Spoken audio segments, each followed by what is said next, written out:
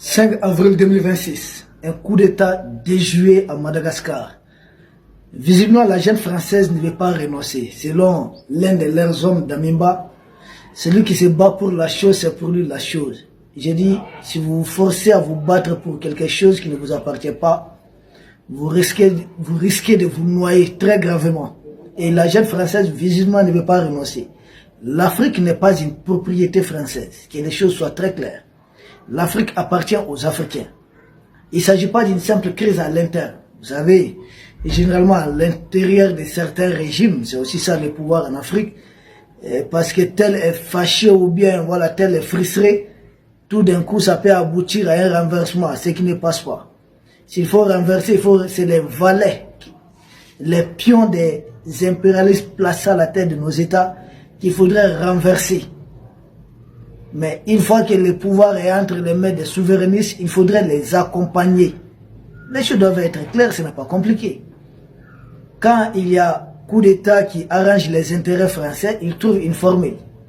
Ils essaient d'arranger ça. Nous avons vu au Tchad, ils ont fait remplacer le papa par son fils.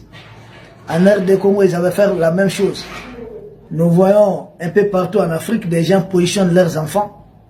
Nous avons vu Yann Kagame, Bria Kagame qui sont tous dans l'armée, Ange Kagame qui est conseillère à la présidence. Tous ces enfants-là sont positionnés. Nous avons vu d'ailleurs l'enfant de l'autre là, de l'Ouganda qui est chef d'état-major, Museveni, qui est chef d'état-major qui menaçait même l'Iran. Et nous avons vu tout près de chez nous, chez Michel Alassane Dramane Ouattara, où son frère est vice-premier ministre, ministre de la Défense, ministre d'État. Donc un peu partout, les gens essaient de positionner leurs enfants. C'est un peu cette dynastie en Afrique, mais on nous fait croire que c'est la démocratie, tant que ce sont les intérêts français. M'attendez qu'un pays africain essaie de se soulever pour les intérêts de son peuple, du peuple. C'est là que vous allez vous rendre compte. Ils vont commencer à vous traiter de tous les noms. Ah, c'est des dictateurs. Ah, les droits de l'homme ne sont pas respectés là-bas. Ah, ça là, c'est pas respecté là-bas. Ah, ça là, c'est comme ça. C'est gauche, c'est droite. Peuple d'Afrique. À Madagascar, la jeune française veut renverser les choses. Parce que je vous ai dit, vous savez, quand le président sortant, Rajoelina quittait le pouvoir, lui-même il est parti tel qu'il est arrivé. Parce que quand lui aussi il renversait l'autre là, Marc Ravalomanana, il était maire avec des manifestations de rue et autres. Et lui aussi pour son départ, c'est encore des agents de la même mairie qui ont été utilisés. Mais ce qu'il ne comprend pas, c'est la France. Parce que tout est parti de la crise énergétique. Or, qui entretient cette crise énergétique? Qui sont les gens qui produisent? Quelles sont les sociétés privées? Pourquoi la société énergétique de Madagascar est aussi endettée? Ça a été poussé. La crise a été créée de toutes pièces. Donc, dès que le président était sur le point de tomber, puisque la jeune française aime contrôler à la fois le président et puis les opposants, ils ont poussé le président au départ et puis il est parti à bord d'un avion français. Il est parti. Bon, maintenant c'est lui qui est venu à des places. Qu'est-ce qu'il fait? Il veut mener une politique extérieure équilibrée entre la Russie, la France et d'autres puissances. Il a dépêché des gens, ils se sont rendus d'ailleurs en Russie. Ils sont rendus aussi de l'autre côté, dans le monde occidental. Donc pour eux, il faut mettre tout le monde sur le même pied d'égalité.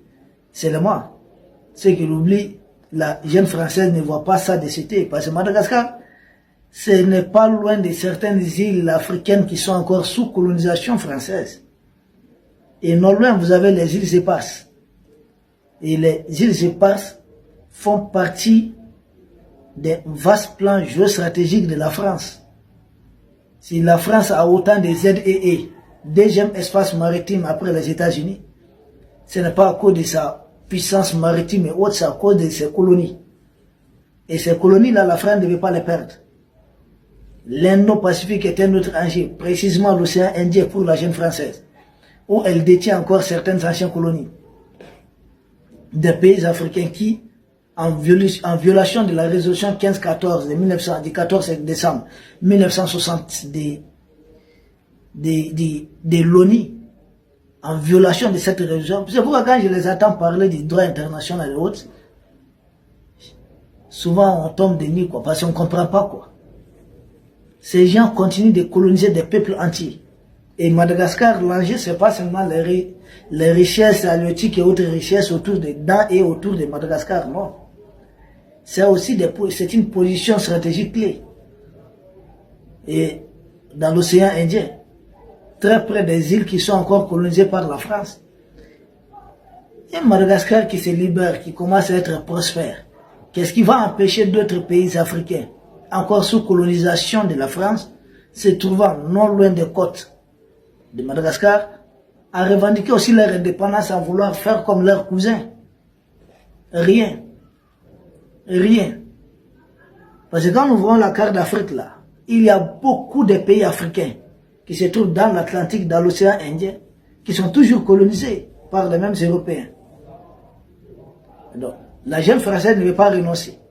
C'est le pouvoir qui arrive à Madagascar et qui joue un peu à l'équilibriste n'arrange pas du tout la jeune française. Pour elle, il faut se débarrasser rapidement de ses pouvoirs. Là, ils ne s'attendaient pas du tout à ça. Les dirigeants français ne s'attendaient pas du tout à ça. Pour eux, on allait déposer les présents et puis on allait avoir un militaire vraiment aux ordres, un militaire dans leurs bottes, comme c'est le cas dans certains pays africains. Ils ont pu amener des militaires au pouvoir qui ont totalement joué à leur jeu. En Madagascar, ce n'est pas le cas. Celui qui est venu, il veut marquer des points, il veut faire quelque chose pour son peuple. Il veut faire mieux que le président qui a été renversé. Il veut faire mieux que d'ailleurs tous ses prédécesseurs, c'est très normal. Mais la jeune française voit ça comme une menace. C'est pourquoi elle est en train de tout mettre en œuvre pour renverser. Donc, cette tentative de coup d'État a été déjouée. Coup d'État déjoué, oui, mais ce n'était pas n'importe quel coup d'État. Vous savez, ça a mobilisé, c'était quelque chose de grande envergure. Des ressources financières, des logistiques, tout a été mobilisé. On parle d'un montant de plus de 20 milliards d'ariari qui ont été saisis. Vous savez, c'est combien? Plus de 4 millions d'euros. C'est-à-dire plus de 2 milliards 500 millions de francs CFA. C'est ce montant qui avait été mobilisé. Vous vous souvenez d'un coup d'État qui a été déjoué au Burkina? Là encore, c'était un montant qui dépassait juste un peu ce montant. Donc ils ont à peu près les mêmes logiciels qu'ils essaient d'utiliser partout, de gauche à droite. Donc c'est plus de 4 millions d'euros qui ont été mobilisés uniquement. Les gens pensent que c'est du gaspillage. Non, ils voient ce qu'ils peuvent récupérer après. Parce que dans les eaux de Madagascar, dans certaines régions, c'est d'immenses ressources. D'immenses ressources. Donc ils veulent ces ressources-là, ils veulent les piller. C'est comme Donald Trump qui propose peut-être de mobiliser un truc de 50 milliards de dollars. Ah oui, mais les 50 milliards de dollars, c'est que les gens voient. Mais derrière, les sous-sols, en tout cas les ressources stratégiques de Groenland, ça se chiffre à des milliers de dollars. Des milliers de milliards de dollars. Donc ce n'est pas 50 milliards qu'il faut voir. Il faut voir qu'il pourrait avoir plus de 6 000 milliards. Plus de 10 000 milliards après. Donc le montant est à multiplier fois 100, fois 200. Et c'est ça que la jeune française fait. En mobilisant certaines ressources, en donnant, je ne sais pas, 100 millions, 200 millions à certains officiers, à ses bottes. Ces officiers pensent gagner, mais en réalité, c'est que la jeune française gagne après, c'est beaucoup. Madagascar, c'est un peu ce qui se passe. Et certains pensent que, non bon, maintenant c'est nous qui serons les privilégiés. Nous allons bénéficier de ceci, bénéficier de cela, tel sera président, ministre, mais dans ton fauteuil ministériel. Il faut savoir que derrière, c'est la jeune française qui va bénéficier de beaucoup de choses. Ah oui. Donc c'est une manœuvre extérieure pour déstabiliser l'actuel président de Madagascar. Lui aussi, je pense, il tarde, il doit venir rendre visite normale dans l'espace AES. Nous avons des choses à lui dire. Ça fait un moment que nous sommes en train d'affronter la jeune française. Nous connaissons leurs mécanismes, leurs logiciels. Les enquêteurs jusque-là, au niveau de Madagascar, parlent d'une opération planifiée. Mais posez-vous la question, qui finance une telle opération planifiée? C'est pas un fonctionnaire malgache avec son salaire. Non. Il faudra retenir une chose, la jeune française est dans une dynamique, selon elle, de reprendre toutes ces anciennes colonies. Ils ont dit qu'ils vont le faire même s'il faut utiliser la force. C'est-à-dire s'il faut utiliser la ruse, essayer de manipuler les Africains, les monter les uns contre les autres, tel ce qui vient de se passer.